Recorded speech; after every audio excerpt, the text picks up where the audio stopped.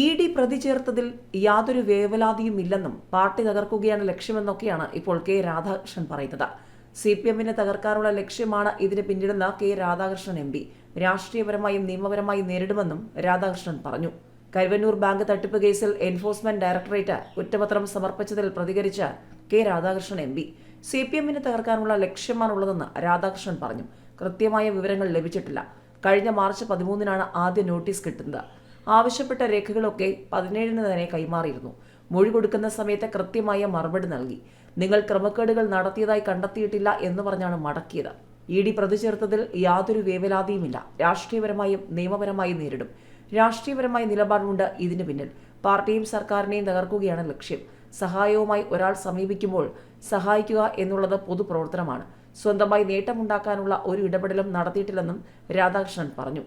CPM-നെ തകർക്കാൻ കരുവന്നൂർ കേസിൽ പാർട്ടിയെയും നേതാക്കളെയും പ്രതിയാക്കി കേന്ദ്ര ഏജൻസികളെ ഇതിനായി ഉപയോഗിച്ചുവെന്നും അതിജീവിക്കാനുള്ള ഇടപെടൽ പാർട്ടി നടത്തുമെന്നാണ് CPM പറയുന്നത്.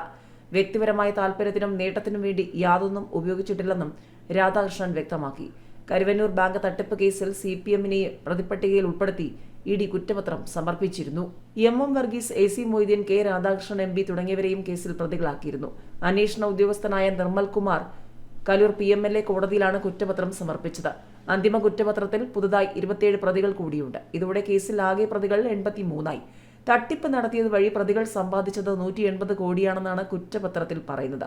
പ്രതികളുടെ സ്വത്തുക്കളിൽ നിന്നും എൻഫോഴ്സ്മെന്റ് ഡയറക്ടറേറ്റ് കണ്ടുകെട്ടിയത് 128 കോടിയാണ്. അന്തിമ കുറ്റപത്രത്തിൽ പ്രതിയാക്കപ്പെട്ടത് CPM പാർട്ടിയിലേതുൾപ്പെടെ 8 രാഷ്ട്രീയ പ്രവർത്തകരാണ്. കരുവന്നൂരിൽ CPM അടിമുടിപ്പെട്ടിരിക്കുകയാണ്. ഇ.ഡി. അന്തിമ കുറ്റപത്രം സമർപ്പിച്ചിരിക്കുന്നു. CPM-ന് നേരെ ചോദ്യങ്ങളുമുണ്ട്. മാത്രമല്ല CPM-ന്റെ പ്രമുഖ നേതാക്കന്മാർക്ക് നേരെയുമുണ്ട് ചോദ്യങ്ങൾ. MP-ക്കും മുൻ മന്ത്രിക്കുമെതിരെയും ഒക്കെയുണ്ട് ഇ.ഡിയുടെ ചോദ്യങ്ങൾ. ഏതായാലും കുറ്റപത്രത്തിൽ CPM രാഷ്ട്രീയ പ്രേരിതമെന്നൊക്കെ നിലപാട് പറഞ്ഞ് മലക്കം മറിയുന്നുണ്ടെങ്കിലും വരും ദിവസങ്ങളിൽ കൂടുതൽ ചോദ്യങ്ങൾ ഉയരുമെന്ന് വ്യക്തം. CPM-ഉം കെ രാധാകൃഷ്ണനും A.C. മൊയ്തീനും പ്രതികൾ. കരുവന്നൂരിൽ പാർട്ടിയെ കുരുക്കി ഇ.ഡി. കുറ്റപത്രം. കരുവന്നൂർ ബാങ്ക് വായ്പാ തട്ടിപ്പ് കേസിൽ CPM-നെയും പാർട്ടിയുടെ 3 മുൻ ജില്ലാ സെക്രട്ടറിമാരെയും പ്രതികളാക്കി എൻഫോഴ്സ്മെന്റ് ഡയറക്ടറേറ്റിന്റെ അന്തിമ കുറ്റപത്രം. CPM തൃശൂർ മുൻ ജില്ലാ secretary A.C. Moideen, M.M. Varghese, K Radhakrishnan MP എന്നിവരുൾപ്പെടെ 27 പേരെ പുതുതായി പ്രതി ചേർത്താണ് അന്വേഷണ ഉദ്യോഗസ്ഥനായ നിർമ്മൽ കുമാർ മോശ കലൂർ PMLA കോടതിയിൽ കുറ്റപത്രം സമർപ്പിച്ചത്. ആകെ 83 പേരാണ് കേസിൽ പ്രതിപട്ടികയിലുള്ളത്. കേസിൽ CPM-നെയും പ്രതി ചേർത്തതോടെ നിലമ്പൂർ ഉപതെരഞ്ഞെടുപ്പിലടക്കം വിഷയം പ്രതിഫലിക്കുമെന്ന് ഉറപ്പായി. കരുവന്നൂർ ബാങ്ക് വായ്പാ തട്ടിപ്പിലൂടെ പ്രതികൾ 180 കോടി രൂപ സമ്പാദിച്ചതായി ഇ.ഡി. പറയുന്നു. ആകെ 128 കോടി രൂപ പ്രതികളുടെ സ്വത്തുക്കളിൽ നിന്നും ഇ.ഡി. കണ്ടുകെട്ടിയിട്ടുണ്ട്. അടുത്തിടെ കെ രാധാകൃഷ്ണൻ MP കേസുമായി ബന്ധപ്പെട്ട ഇ.ഡി. ചോദ്യം ചെയ്തത് രാഷ്ട്രീയ വിവാദങ്ങൾക്ക് കാരണമായിരുന്നു. രാധാകൃഷ്ണനെ കേസിൽ സാക്ഷിയാക്കിയേക്കുമെന്നായിരുന്നു പ്രചാരണമെങ്കിലും ഇപ്പോൾ 70-ാം പ്രതിയാക്കിയാണ് കുറ്റപത്രം സമർപ്പിച്ചിരിക്കുന്നത്. A.C. മൊയ്തീൻ 67-ാം പ്രതിയും M.M. വർഗീസ് 69-ാം പ്രതിയുമാണ്.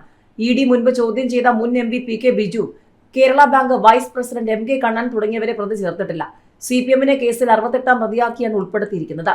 വടക്കാഞ്ചേരി നഗരസഭാ കൗൺസിലർ മധു അമ്പലപുരം, പാർട്ടിയുടെ വിവിധ ഘടകങ്ങളിൽ പ്രവർത്തിക്കുന്ന A.R. Peethambaran, MP Raju, K.C. പ്രേമജൻ എന്നിവരും കേസിൽ പ്രതികളാണ്.